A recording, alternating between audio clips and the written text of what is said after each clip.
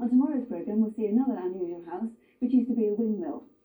I'm joined now by Andrew Broughton, who, when he was 13 years old, was described by Norris McWhirter of Record Breakers fame as a most persistent collector.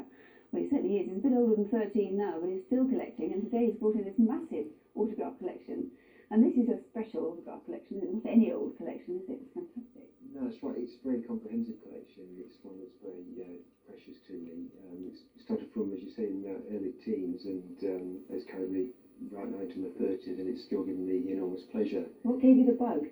It was just that when I was young at school, I was doing a project on horror films, and I wrote to Peter Cushing of the BBC, and he actually responded personally. Where is he? He's here, wasn't he? That's right. Yes, Here it's the first letter I ever got in the thing that got me going in the collection.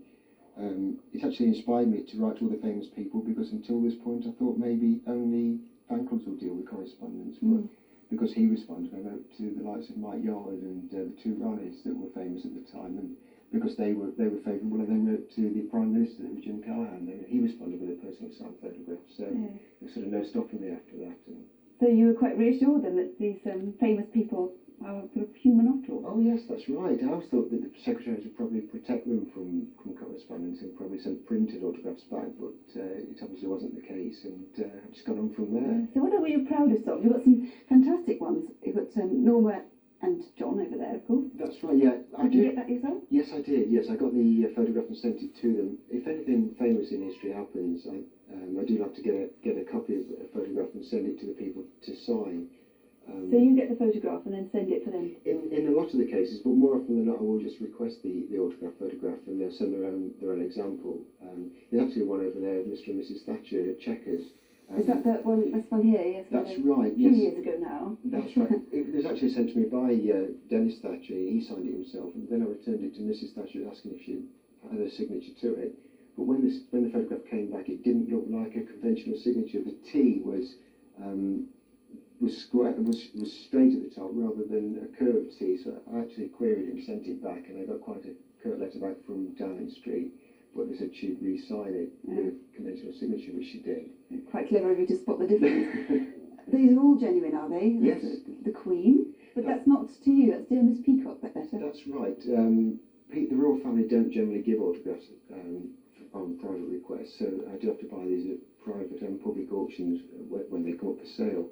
This particular letter from 1952 was just after her father had died, and she wrote to thank this Miss Peacock for a message of condolence on the death of the King.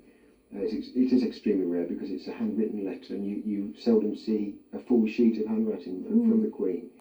I actually found out later who that Miss Peacock was as well. It was a lady that worked in a shoe shop in London that supplied the royal family, and she obviously, the Queen was very impressed that she'd written to her, and that showed in the personal reply she You sent certainly back. put a lot into these things. There's a letter here from Camilla Parker Bowles which says, "Thank you very much for your kind letter. It makes all the difference to receive letters from thoughtful people like yourself during these difficult times. It restores my faith in humanity." What did you say to her? I just, at the time she was getting a really bad press, and I wrote to her to let her know that not everybody thinks ill of her. I mean, I had tremendous respect for Camilla Parker Bowles, and I just basically wrote and told her that. And you got an autograph at the end of the letter? That's right, as far as it's a two-way thing. Quite a few, you got a couple of Diana, but to Barbara. Who's Barbara? That's right, Barbara's my mum.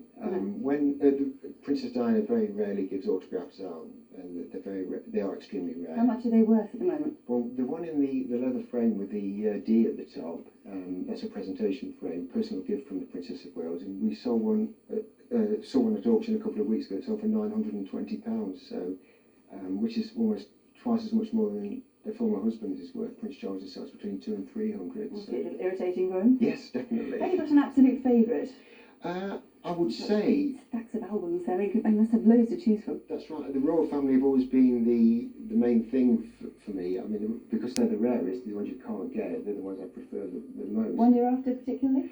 I need Prince Andrew and Prince Edward. I've got all the current British royal family, but I've never been able to get Andy and the kids? Oh yes, and I've got the children to sign it as well. Yeah. Right. Okay, well maybe somebody will find that for you. Okay. Thank you very much indeed. Thank Andrew. you, Sue. That's great.